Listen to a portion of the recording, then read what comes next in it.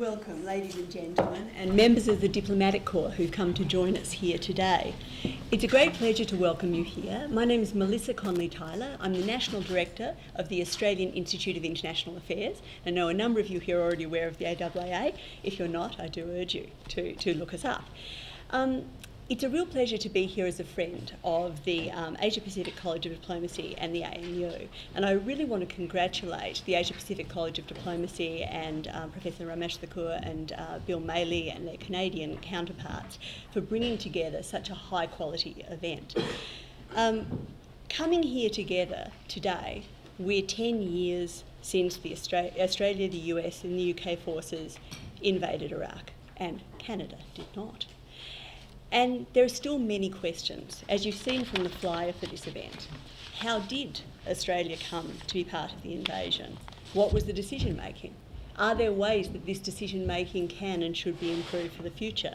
These are all current questions with long-term consequences. So we're very lucky here today to have an absolutely extraordinary panel of people to help us answer those questions.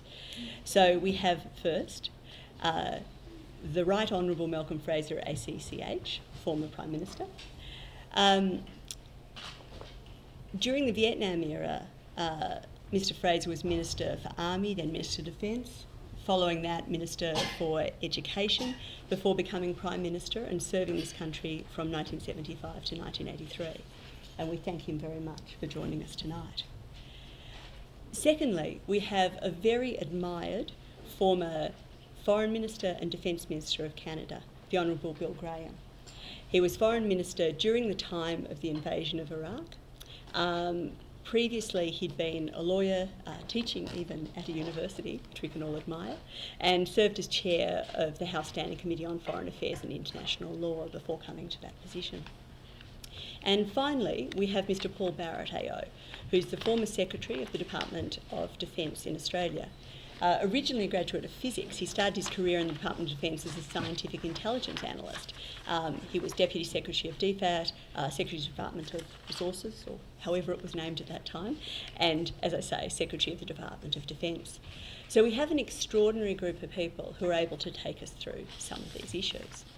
Now, what I'm proposing to do is ask them some questions and then turn over to you to get questions from you on some of the things that you think are key on this topic.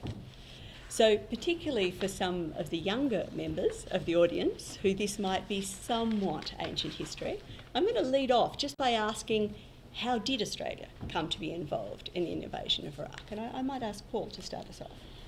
Thanks, Marissa. We came to be invited, to put it very briefly, we came to be involved in the invasion through a series of government malfeasances. First of all, we were lied to about when a decision was taken. The Prime Minister was telling the Australian public right up to the eve of the invasion that no decision had as yet been made. I believe that we had made a decision to participate in the invasion of Iraq not later than July 2002, when the Prime Minister visited Washington. From that time on, we had Australian planners embedded in the planning process in Tampa, Florida. You do not participate in the planning of American military operations on an on-spec basis, because of course you are planning your part of their military operation, and if you withdraw you will be leaving a hole in it. So we were absolutely committed before we were taken on board. There's no doubt about that. We were deceived about the intelligence that was available and the quality of the intelligence that was available. In February 2003, the Prime Minister said that we know that Saddam Hussein has chemical and biological weapons and wants to acquire nuclear weapons. And speaking as a former intelligence analyst, I have to say, when I heard that magic word, we know, I thought there is intelligence that makes this a rock-solid case, that this is knowledge, not assessment or belief. And when the Prime Minister tells the Parliament, uses language like "we know" to the Parliament, we should not expect a subsequent inquiry to come to the conclusion that the intelligence was thin, ambiguous and incomplete. There was also the spurious connection to Al-Qaeda was drawn in the course of the case, such as it was, made to the Parliament. That doesn't even pass the laugh test. Whatever Saddam Hussein was, he was not a jihadist. He was what you might call a secular moderniser, a very brutal and nasty one, but Al-Qaeda was the last kind of organisation he would want to align his interests with because they're utterly counter to his own.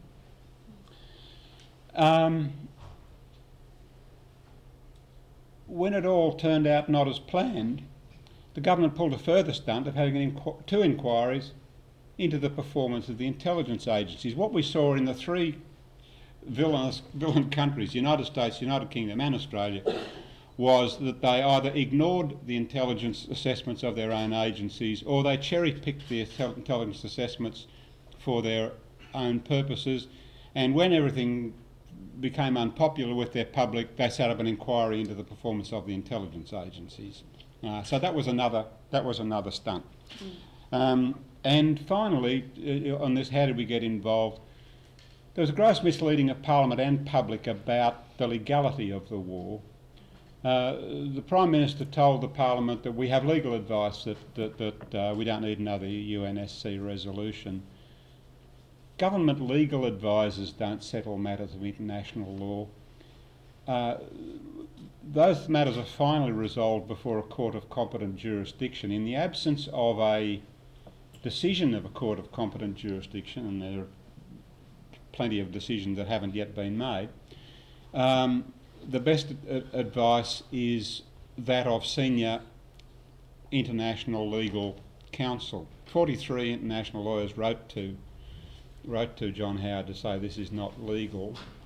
And the job of government lawyers is not to frame the law, it is to advise the government on what a court of competent jurisdiction would be most likely to decide. So there were deceptions at every level. I think I should probably cease and desist. Malfeasances as well. And so, Mr. Fraser, you've been very critical about the decision-making process leading up to war. What do you see as the main problems? What should have been done differently? Nearly everything. I'd just like to add one thing to the question of legal advice, because the person who had to give the decision for the British troops to invade, Michael Boyce, Chief of British Defence Staff, asked for a legal opinion that the war would be legal under British and international law, or he would not give the order. On the 7th of March that year, Goldsmith, the British law officer, gave a 14-page opinion. On the one hand this, on the one hand that. It may be, it may not be, it will depend what jurisdiction you're in. Clearly not the kind of advice that Michael Boyce was wanting. On the 17th of March of that same year, 334 words appeared over Goldsmith's name, which were the words given to the British Cabinet, which were the words that Howard tabled in this Parliament. And later, and they said the war would be legal, those words. But later Goldsmith said that was not a condensation of his legal opinion. He also later had a bit of dementia and said that he had changed his mind between the 7th and the 17th because of the discussions he'd had in Washington. Well, the discussions he had in Washington with senior officials there happened in January, well before his first bit of advice. So that was just not true. I think there's still a mystery of who wrote the 334 words. But so the British Cabinet was not given his full legal advice of 14 pages, nor was the Australian government. That document was not tabled in the Australian Parliament. The 334 words were tabled in the Australian Parliament, and that at the very best has to be a fabrication. What went wrong? You've got to, I think, ask what went wrong with America. Why did they suddenly want to go to war? Every one of highly respected Bush I's senior advisors, James Baker, Eagleburger, Brent Scrowcroft, and a couple of others publicly said, don't go to war. I knew those people. I knew the first President Bush quite well. He'd visited Australia when he was Vice President. And they would not have said that if the first Bush had not agreed. So he also agreed that they should not go to war. So why did they? Perhaps because neoconservatives, perhaps because of religious fanatics of a Jewish or a Christian kind, but not of an Islamic kind, had got hold of American policy making, American beliefs. It's worth reading a statement of principles which was talking about America's role, America's God-given duty in the next century, which is this century. It was published in 1997. America's only going to be secure when the whole world is a democracy in America's image. Our duty to achieve that, if possible, by persuasion, if not by force of arms. So where to start? Obviously, they wanted to start somewhere. They chose Iraq. Now, how people who some university has given probably first-class degrees, or several of them, and doctorates perhaps, I hope this university wouldn't, can be so fundamentally stupid is to think that you defeat Iraq and democracy will immediately flow, not only all over Iraq, but all over the Middle East. But that's what people like Wolfowitz did in fact believe. It's what people who signed on to the Statement of Principles published in 1997 believed. And was that the main motivating factor for the Americans? Perhaps. I think it was. For us, we just wanted to cuddle up and earn brownie points. And we should have learnt long before this that no middle to small country, and in real terms we're small, earns brownie points from a superpower or a greater power. I have known in my own time circumstances where not only America but also Britain, whom one might have trusted more greatly, has only given us information that would help us to come to the decision they wanted us to come to, when they had additional information which they would not give us, but which discovered for ourselves from other sources. So you don't earn brownie points. And it might be worth recalling that as long ago as 1961, during something called Confrontasi, the Economist wrote that the United States would never choose Australia over Indonesia unless Indonesia were governed by a blatantly communist government. Now, why would they? Indonesia, what's 300 million people? A very progressive in many ways Islamic country, a peaceful Islamic country. You put 20 million Australians into the scales against that in terms of America's interest. And we find that government after government has said, we've got a special relationship, which means nothing. But it was on that special relationship that John Howard would have single-handedly, without any questions from his cabinet, without asking the advice of the Defence Committee. As I'm told, and Paul probably knows better than I would, but as I'm told, the Defence Committee was told, tell us how to do this most quickly. We don't want you to tell us whether it's a good idea or not, because that decision's already been made. And whatever Paul said about the timing of our decision, we had special forces operating in Iraq even before the United States had declared war. So you've talked about the cuddling up process. I might turn to Bill Graham to give us a different perspective. Can you tell us more about Canada's decision not to go to war and how that occurred?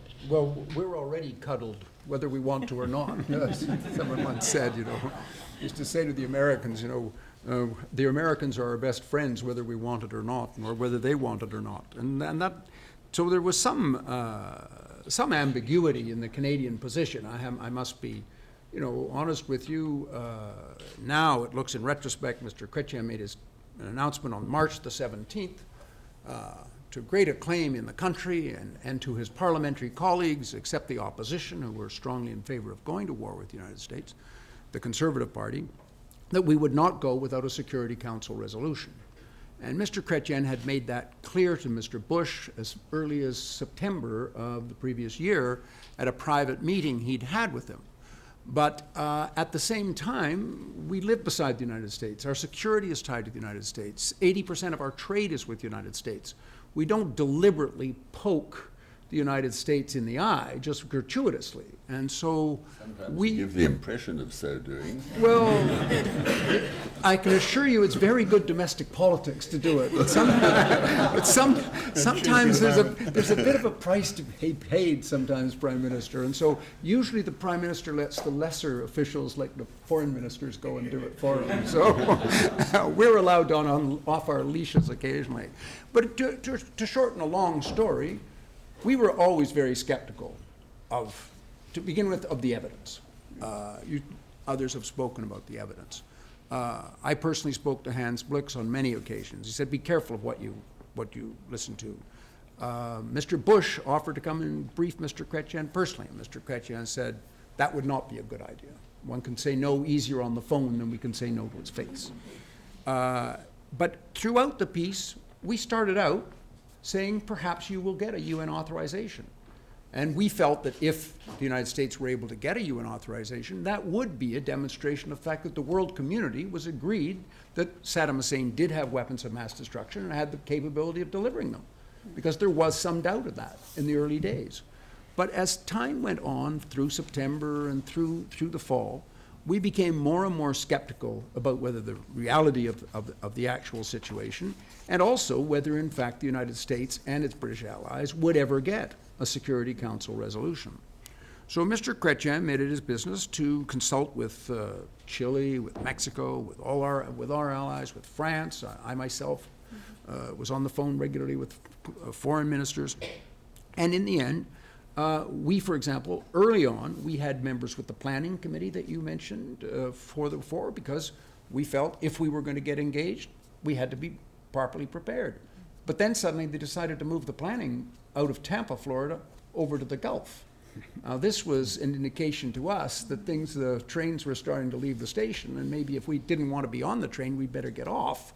And so we said, no, you can't, we will not send our planning group. So that was a decision that was then made as early as the fall that made it very clear to the Americans we couldn't be counted on just to be an automatic yes. There were many Americans who thought even without a Security Council resolution, Canada would go along. And the American ambassador, Paul Salucci, who was a very close friend of Bush, assured him that Canada would be there. Don't worry, the rhetoric will be anti-war, but they'll be there. We can count on it. He was listening to people in the Defense Department and a lot of business people in Canada who felt we should go with the American allies regardless. Right or wrong, we should be with them.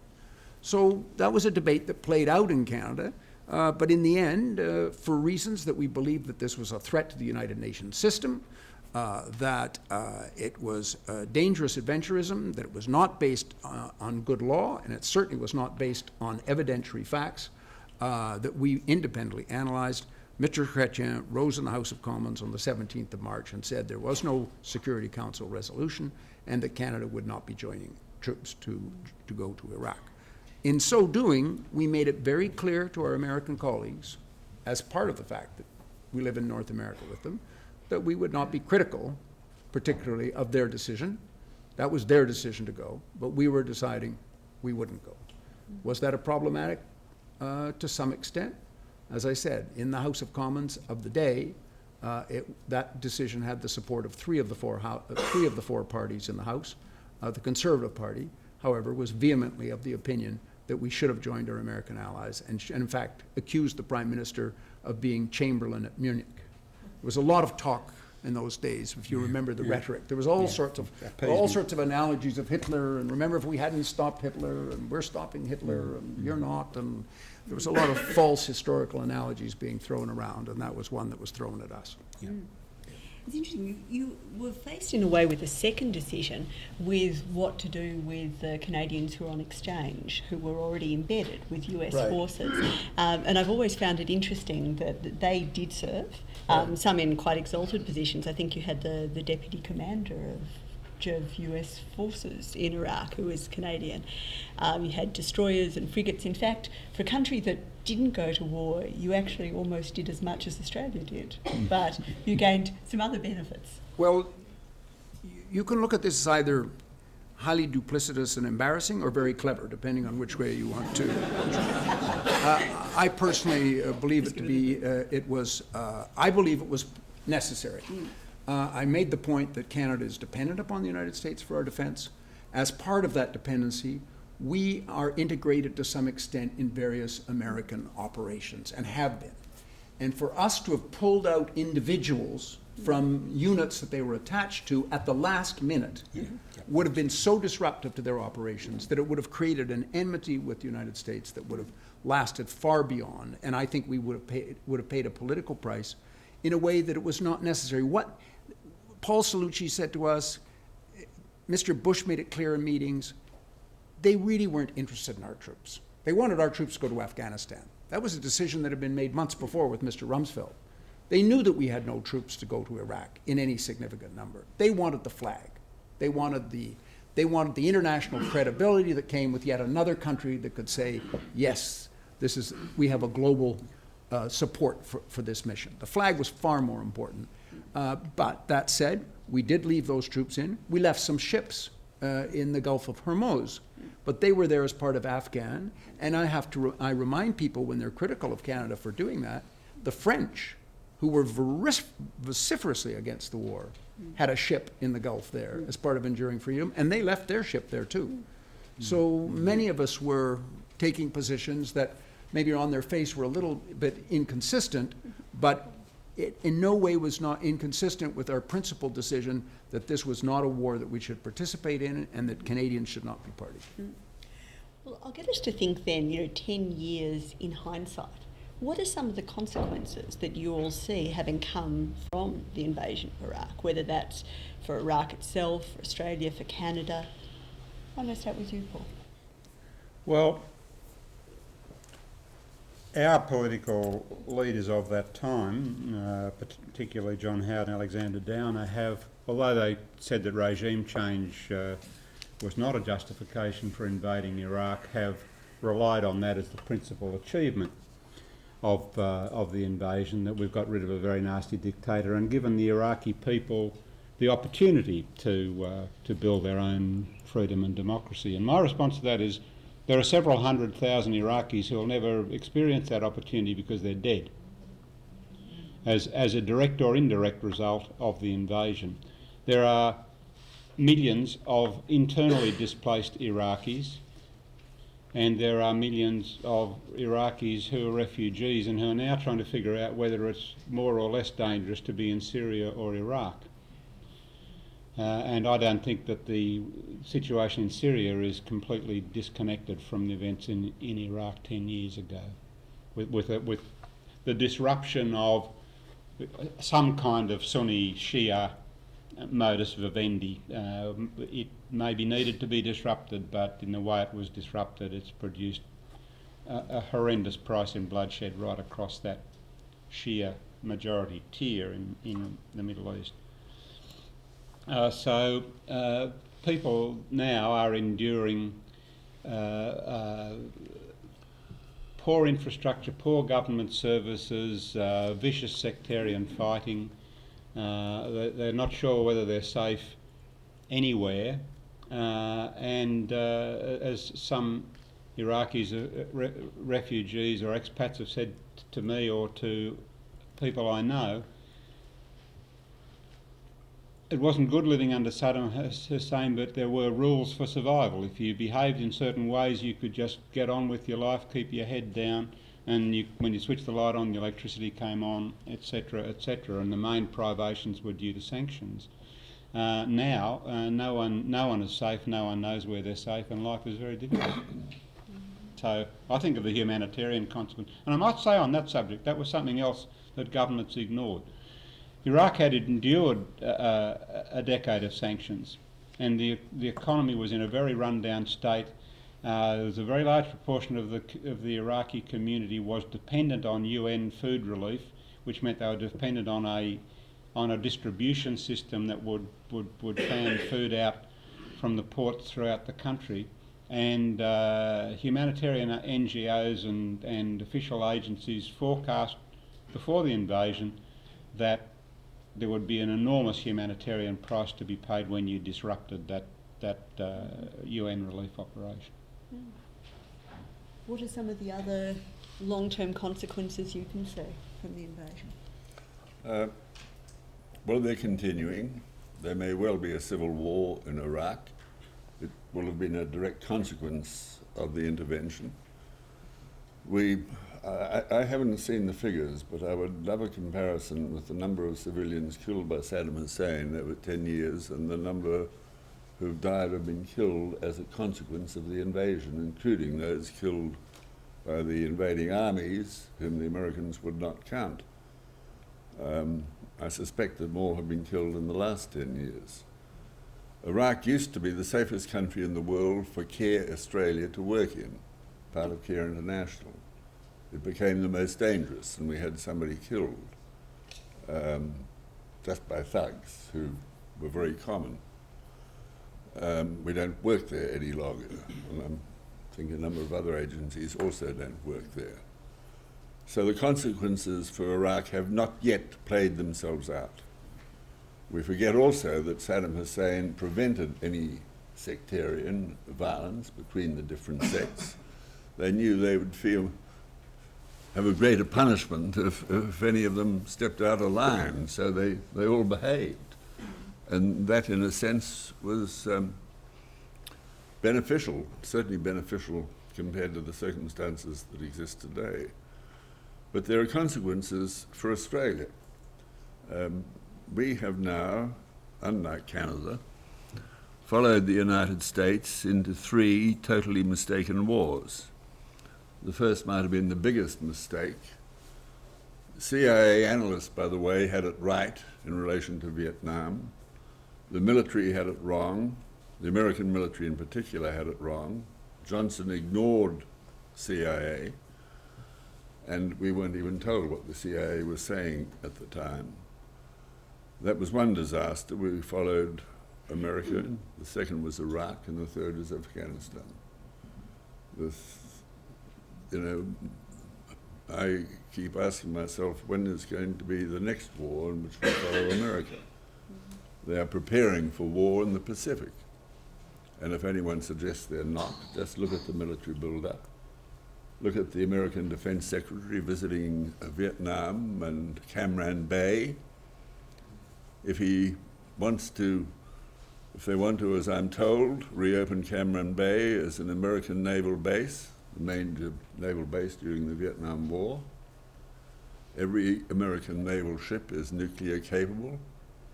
Isn't that just as bad as Khrushchev wanting to put nuclear missiles in Cuba? It's hard to say it is not as bad, if that's the way it goes. We have troops in Darwin, which we're told they're just on rotation and training.